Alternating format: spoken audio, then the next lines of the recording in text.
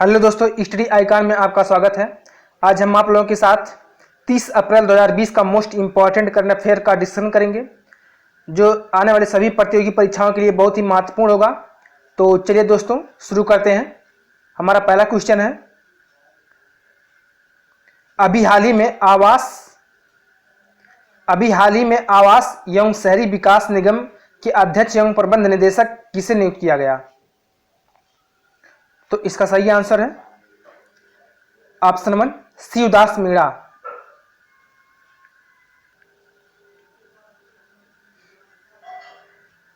आवास और शहरी मामलों के मंत्रालय के अतिरिक्त सचिव शिवदास मीणा को तत्काल प्रभाव से 6 महीने की अवधि के लिए आवास और शहरी विकास निगम हुडको का अध्यक्ष एवं प्रबंध निदेशक नियुक्त किया गया। मीणा 1989 बैच के तमिलनाडु कैडर के आईएएस अधिकारी हैं, जिन्हें सार्वजनिक क्षेत्र में कार्य करने का 30 वर्ष से भी अधिक का अनुभव है। उन्होंने 21 अप्रैल 2020 से सीएमडी हुडको लिमिटेड का कार्यभार संभाल लिया है। अब हुडको का मुख्यालय कहाँ है? तो नई दिल्ली में है। हुडको स्थापित कब हुआ था? तो 1970 में हुआ था।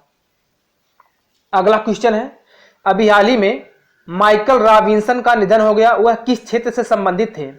तो इसका सही आंसर है ऑप्शन 3 खेल। ये खेल से संबंधित थे। दोस्तों ये है माइकल रॉबिन्सन, इनका अभी हाल ही में निधन हो गया और एक खेल से संबंधित थे। अगला क्वेश्चन है, किस बैंक ने मैक्स लाइफ इंश्योरेंस में 29% अतिरिक्त हिस्सेदारी खरीदने के फैसला किया? तो इसका सही आंसर है option 2 axis bank. Axis bank ने मैक्स लाइफ इंश्योरेंस में 29% अतिरिक्त हिस्सेदारी खरीदने का फैसला किया है। यह सौदा करीब 1592 करोड़ रुपए की अनुमानित राशि का होगा। इस सौदे से मैक्स लाइफ में एक्सिस बैंक की हिस्सेदारी 30% तक बढ़ जाएगी। मैक्स फाइनेंशियल सर्विसेज संयुक्त उद्यम में से 70% हिस्सा रह जाएगा। एक्सिस बैंक का मुख्यालय मुंबई, महाराष्ट्र। एक्सिस बैंक के एमडी और CEO Amitabh Chaudhary. Axis bank की टैगलाइन बढ़ती का नाम जिंदगी। Max Life insurance Max Life insurance company का मुख्यालय कहाँ है? तो नई दिल्ली में है। मैक्स लाइफ इंश्योरेंस कंपनी के एमडी और सीईओ का नाम प्रशांत त्रिपाठी जी हैं। अगला क्वेश्चन है, किस दिग्गज ऑटोमोबाइल कंपनी ने कम लागत वाले वेंटिलेटर का उत्पादन शुरू कर दिया है? तो इसका सही आंसर है ऑप्शन 2 मारुति सुजुकी ने। मारुति सुजुकी का टैगलाइन क्या है दोस्तों? तो वे ऑफ लाइफ। ऑटोमोबाइल दिग्गज मारुति सुजुकी ने कोविड-19 के खिलाफ लड़ाई में सरकार का सहयोग करने के लिए कम लागत वाले वेंटिलेटर विकसित किए हैं। यह उत्पादन उत्तर प्रदेश के गौतम बुद्ध नगर में किया जा रहा है, जहां कंपनी इस वेंटिलेटर का उत्पादन करने के लिए आज्ञा हेल्थ केयर स्टार्टअप की सहायता कर रही है। इन कम लागत वाले वेंटिलेटर को आज्ञा हेल्थ केयर द्वारा डिजाइन किया गया था और मारुति सुजुकी गुणवत्ता जांच और उत्पादन बढ़ाने के लिए विक्रेताओं को लाने का काम कर रही है। गौतम बुद्ध नगर के उत्पादन केंद्र ने अब तक लगभग 1200 इकाइयों से अधिक का निर्माण कर लिया है और कंपनी ने उम्मीद जताई है कि यह एक महीने के भीतर सरकार को 10,000 वेंटिलेटर मुहैया करा देगी। अब मारुति सुजुकी की बात हुई है, तो मारुति सुजुकी के अध्यक्ष कौन है? तो आर.सी. भार्गव। प्रबंध निदेशक और मारुति सुजुकी के सीईओ कौन है? तो केनिची आयुकावा। मारुति सुजुकी का मुख्यालय कहाँ है? तो नई दिल्ली में है। अभी हाल ही में एडीबी ने भारत के कोविड-19 तत्कालिक प्रयासों के लिए कितनी राशि का ऋण देने की मंजूरी दी है? तो इसका सही आंसर है ऑप्शन 4 $1.5 अरब। कितना दोस्तों? तो $1.5 अरब। दोस्तों यह है एशियन डेवलपमेंट बैंक। अब इसके बारे में जानते हैं। यह ऋण राशि एडीबी के कोविड-19 सक्रिय प्रयास और व्यय सहायता कार्यक्रम कोविड-19 active response and expenditure support programme cares के तहत मंजूर की गई है। यह कार्यक्रम सरकार की तात्कालिक आवश्यकताओं को पूरा करने के लिए प्रथम सहायक के रूप में शुरू किया गया है। एडीबी अत्यधिक गरीबी के उन्मूलन के लिए अपने प्रयासों को जारी रखते हुए एक समृद्ध, समावेशी, सुदृढ़ और सतत एशिया प्रशांत क्षेत्र सुनिश्चित करने के लिए प्रसिद्ध है। एडीबी वर्ष 1966 में स्थापित किया गया, जिसमें 68 सदस्यों का स्वामित्व है, जिनमें से 49 सदस्य इसी क्षेत्र के हैं। एशियाई विकास बैंक के अध्यक्ष कौन है? तो मासात्सुगु असाकावा। एडीबी की स्थापना कब हुई? तो 1966 में हुई थी। अगला क्वेश्चन है, अभी हाल ही में मशहूर अभिनेता इरफान खान का कैंसर के कारण निधन हो गया। उन्हें किस नागरिक सम्मान से नवाजा गया था? तो इसका सही आंसर है ऑप्शन 4 पद्मश्री। पद्मश्री पुरस्कार से सम्मानित बॉलीवुड अभिनेता इरफान खान का निधन हो गया। साल 2018 में न्यूरो एंडोक्राइन कैंसर का पता चलने के बाद से उनके स्वास्थ्य में लगातार गिरावट आ रही थी। उन्होंने अपने लगभग 3 दशक से अधिक लंबे करियर में 50 से अधिक भारतीय फिल्मों और कई अंतर्राष्ट्रीय फिल्मों में अभिनय किया था। इरफान खान को साल 2011 में कला और सिनेमा में दिए गए उनके उत्कृष्ट योगदान के लिए भारत सरकार द्वारा पद्मश्री पुरस्कार से सम्मानित किया गया था। तो इरफान खान को पद्मश्री सम्मान से कब सम्मानित किया गया था? तो दोस्तों 2011 में इन्हें सम्मानित किया गया था। अभिनेता इरफान खान का जन्म 7 जनवरी 1966 को जयपुर में हुआ था। उनका मूल नाम साहबजादे इरफान अली खान था और उन्होंने नेशनल स्कूल ऑफ ड्रामा से पढ़ाई की थी। अपने अभिनय करियर के शुरुआती दिनों में उन्होंने विभिन्न टीवी शो जैसे चाणक्य, भारत एक खोज, बनेगी अपना घर, चंद्रकांता जैसे कई धारावाहिकों में अभिनय किया था। उनके फिल्मी करियर की शुरुआत 1988 में सलाम बॉम्बे से हुई थी तथा जिसके बाद उन्होंने कई लोकप्रिय फिल्मों जैसे हासिल, मकबूल, लाइफ इन ए मेट्रो, पान सिंह तोमर, पीकू, मदारी और हिंदी मीडियम में अहम भूमिका निभाई थी। उनकी अंतर्राष्ट्रीय फिल्मों में the namesake, the Darjeeling limited, Aslam dog Millionaire, life of pi, Jurassic world और द अमेजिंग स्पाइडर मैन जैसी प्रसिद्ध फिल्में शामिल हैं। तो दोस्तों इसके साथ साथ हम और भी बताते चलें कि इनका आखिरी पिक्चर अंग्रेजी मीडियम था। अगला क्वेश्चन है, अभी हाल ही में किस राज्य ने जगन्नाथ विद्या दिवेना योजना शुरू किया? तो इसका सही आंसर है ऑप्शन 3 आंध्र प्रदेश। इनकी योजना है YSR जगन्नाथ विद्या दिवेना स्कीम।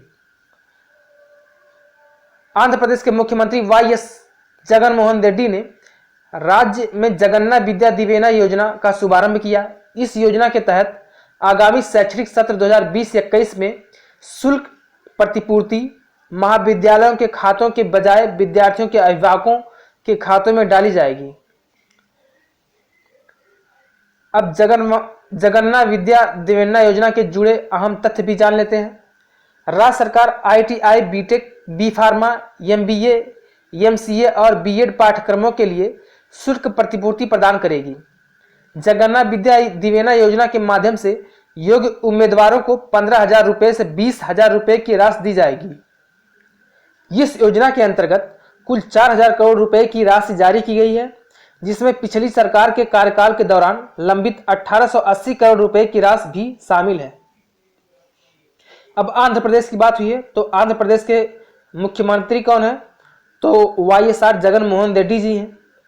आंध्र प्रदेश के राज्यपाल विश्वभूषण हरिचंदन जी हैं। अगला क्वेश्चन है, टाई स्नेड का निधन हो गया, वह क्या थे? दोस्तों ये है टाई स्नेड। अब इनके बारे में जानते हैं ये क्या थे। तो इसका सही आंसर है ऑप्शन 1, यह एक गायक या सिंगर थे।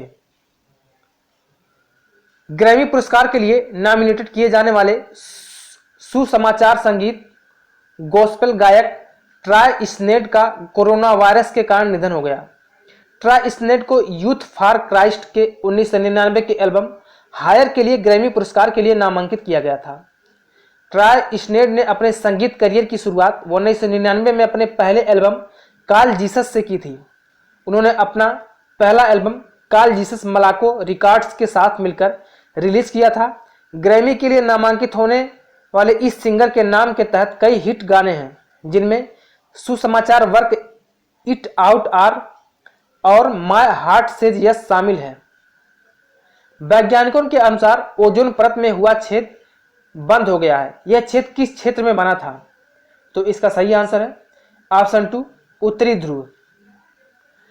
कॉपरनिकस एटमॉस्फेयर ऑब्जर्वेशन सर्विस अर्थात CAMS, Copernicus atmosphere observation service अर्थात CAMS से ओजोन छेद पर निगरानी कर रहे वैज्ञानिकों ने घोषणा की है कि उत्तरी ध्रुव में बना ओजोन छेद अब पूरी तरह से बंद हो गया।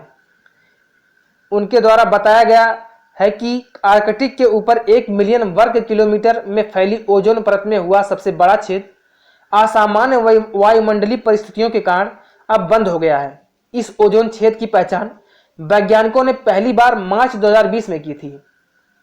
इस छेद के बंद होने की पुष्टि Copernicus climate change service C3S और Copernicus atmospheric monitoring services CAMS द्वारा European centre for medium range weather forecast अर्थात ECMWF ने की है। जुलाई से सितंबर के बीच दक्षिणी ध्रुव पर अंटार्कटिक के ऊपर ओजोन परत में इस प्रकार का छेद होना एक सामान्य घटना है।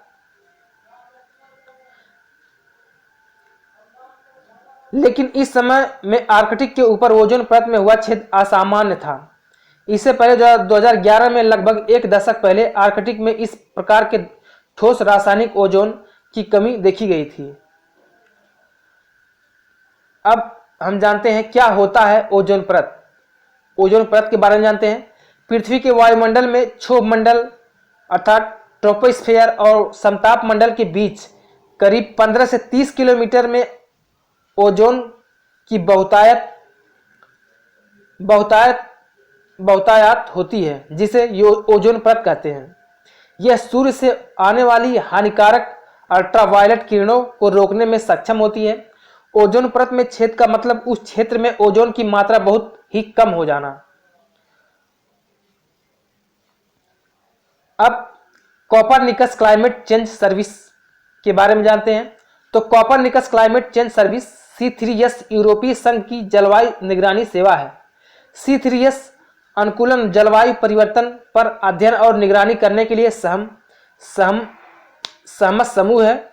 यह समय पर विश्वसनीय और उपयोगकर्ता उन्मुख उपकरणों के माध्यम से जलवायु और जलवायु परिवर्तन से संबंधित जानकारी और ज्ञान प्रदान करता है।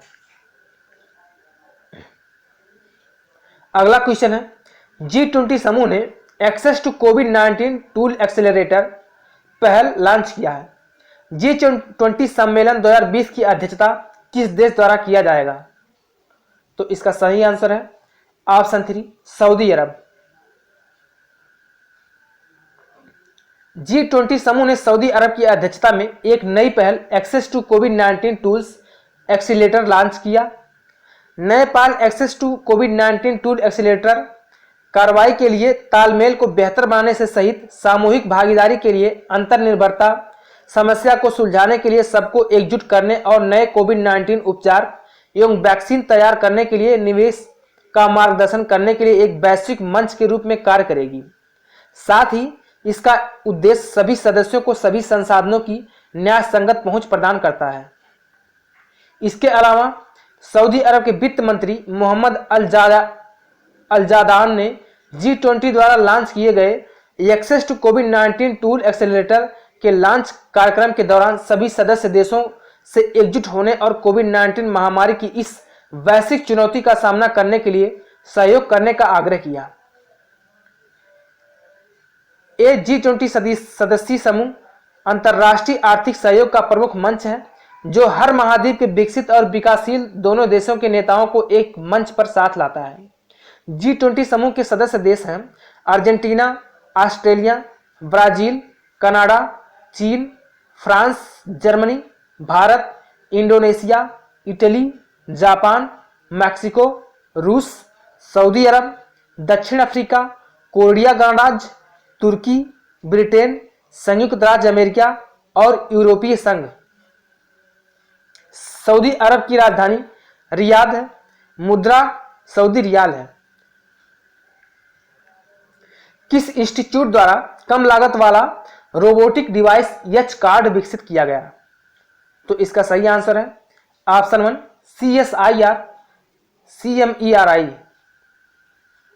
Central mechanical engineering research institute के दुर्गापुर स्थित CSIR लैब द्वारा एक कम लागत वाला robotic device hospital care assistive robotic device YCARD विकसित किया गया है। इस रोबोटिक डिवाइस का उपयोग कोविड-19 के मरीजों से नमूना संग्रह करने और उपचार के लिए किया जाएगा। इसके कोविड-19 रोगियों का इलाज कर रहे फ्रंटलाइन हेल्थ केयर कार्यकर्ताओं के लिए बहुत ही फायदेमंद होने की उम्मीद है, क्योंकि अब वे संक्रमित व्यक्तियों से शारीरिक दूरी बनाए रखकर उनकी देखभाल करने में सक्षम होंगे। YCARD ऑटोमेटिक एवं नेविगेशन के मैनुअल मोड्स में भी काम करता है। Hospital care assistive robotic device को इस्तेमाल करना बहुत ही आसान है और जो स्वास्थ्य कार्यकर्ताओं के लिए अनिवार्य शारीरिक दूरी बनाते हुए कोविड-19 मरीजों की देखभाल करने में प्रभावी हो सकता है। यह टेस्टिंग उपकरणों, फाइलों, खाद्य पदार्थों, दवाओं के साथ साथ व्यक्तिगत सुरक्षा उपकरणों को व्यापक रूप से कीटाणु रहित जगह पर पहुंचाने में भी सक्षम है। इसमें वीडियो कॉल सुविधा भी शामिल है, जिसका उपयोग रोगियों को भोजन पहुंचाने का कार्य भी किया जा सकता है। अगला क्वेश्चन है, भारत ने पीटरबर्ग जलवायु संवाद के 11वें संस्करण में हिस्सा लिया। इसकी अध्यक्षता किस देश के द्वारा किया गया? तो इसका सही आंसर है ऑप्शन 2 जर्मनी। भारत ने पीटरबर्ग जलवायु संवाद के 11वें सत्र में वीडियो कॉन्फ्रेंसिंग के माध्यम से भाग लिया। केंद्रीय पर्यावरण, वन एवं जलवायु परिवर्तन मंत्री प्रकाश जावड़ेकर ने पहले वर्चुअल पीटरबर्ग जलवायु संवाद में भारत का प्रतिनिधित्व किया। इस संवाद की मेजबानी जर्मनी ने की तथा इसकी सह अध्यक्षता ब्रिटेन द्वारा की गई थी। पीटरबर्ग जलवायु संवाद का 11वां सत्र वीडियो कॉन्फ्रेंसिंग के माध्यम से आयोजित किया गया। इस संवाद में 30 से अधिक देशों ने हिस्सा लिया। संवाद के दौरान कोविड-19 से निपटने, जीवन बचाने और बीमारी के सामाजिक और आर्थिक परिणामों का समाधान निकालने के उपायों पर विचार विमर्श किया गया। संवाद में भारत की भूमिका क्या है, इसके बारे में जानते हैं। भारत ने सुझाव दिया कि वर्तमान में जिस तरह समूचा विश्व एकजुट होकर नोवल कोरोना वायरस के लिए वैक्सीन तलाशने में जुटा है, उसी तरह पर्यावरण संबंधी प्रौद्योगिकी हमारे पास मुक्त स्रोत के रूप में होनी चाहिए तथा जिसे किफायती दाम पर उपलब्ध कराया जाना चाहिए। साथ ही भारत ने विकासशील देशों को तुरंत 1 ट्रिलियन USD अनुदान देने का भी सुझाव दिया है। अब पर्यावरण, वन और जलवायु परिवर्तन मंत्रालय में राज्य मंत्री कौन है? तो बाबुल सुप्रीमो है। किस संस्था के वैज्ञानिकों ने अल्जाइमर अवरोधक आधारित बर्बेरिन विकसित किया है? तो इसका सही आंसर है option 2 JNCSAR। Jawaharlal Nehru centre for advance scientific research JNCASR के वैज्ञानिकों ने अल्जाइमर अवरोधक आधारित बर्बेरिन विकसित किया है। JNCASR के वैज्ञानिकों ने प्राकृतिक उत्पाद आधारित अल्जाइमर अवरोधक बनाने के लिए भारत एवं चीन में पाए जाने वाले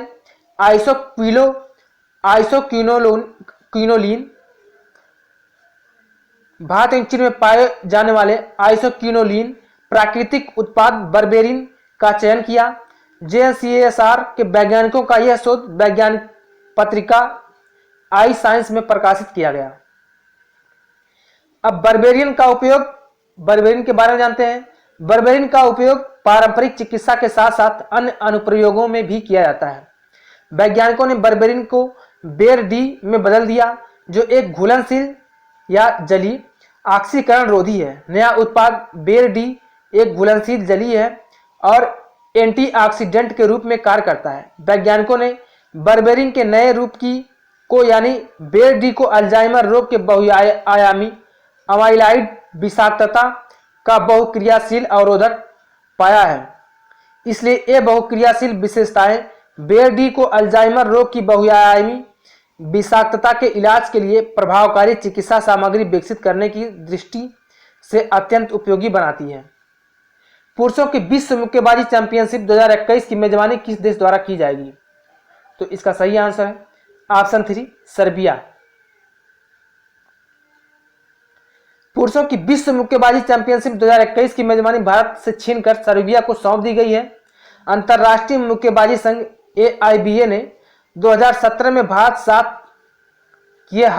के साथ किए हस्ताक्षरित समझौते को रद्द कर दिया है। इसके अलावा अब भारत को $500 का रद्दीकरण शुल्क भी देना होगा। भारत में पहली बार होने वाले ये प्रमुख प्रतियोगिता अब सर्बियाई के बेलग्रेड शहर में आयोजित होगा। सर्बिया बॉक्सिंग फेडरेशन के अध्यक्ष नेनाड बोरोबेंकिन ने 43 साल बाद बेलग्रेड में चैंपियनशिप आयोजन करने का स्वागत किया है। AIBA के अंतरिम अध्यक्ष मोहम्मद मौसा हसैन ने कहा कि सर्बिया के पास इस समय एथलीटों और कोचों के लिए एक शानदार आयोजन करने के लिए सारे संसाधन मौजूद हैं। भारत से क्यों छीने चैंपियनशिप के मेजबानी के अधिकार, इसके बारे में जानते हैं। भारतीय मुक्केबाजी संघ BFI के अध्यक्ष अजय सिंह ने संघ द्वारा भुगतान में होने वाली देरी को स्वीकार किया है, लेकिन साथ ही उन्होंने AIBA की ओर से प्रक्रियात्मक जटिलताओं का उल्लेख किया गया है, जिससे धन हस्तांतरित किए जाने वाले खाते के बारे में जानकारी मुहैया कराने में AIBA विफल रहा था। आयोजन के लिए लगभग $4 मिलियन अमेरिकी डॉलर का भुगतान पिछले साल 2 दिसंबर तक किया जाना था। अब AIBA की बात हुई है तो AIBA का फाउंडेशन कब हुआ था, तो 1946। AIBA की स्थापना 1946 में की गई। AIBA का मुख्यालय लाजेंस स्विट्जरलैंड है। AIBA का अध्यक्ष कौन है, तो मोहम्मद मौसा हुसैन है। अंतर्राष्ट्रीय नृत्य दिवस कब मनाया जाता है, तो इसका सही आंसर है ऑप्शन 4 29 अप्रैल।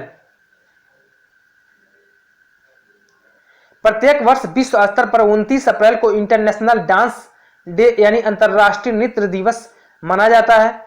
इस दिन की शुरुआत यूनेस्को की कला प्रदर्शन के प्रमुख भागीदार अंतर्राष्ट्रीय रंगमंच संस्थान इंटरनेशनल थिएटर इंस्टीट्यूट ITI की नृत्य समिति द्वारा की गई।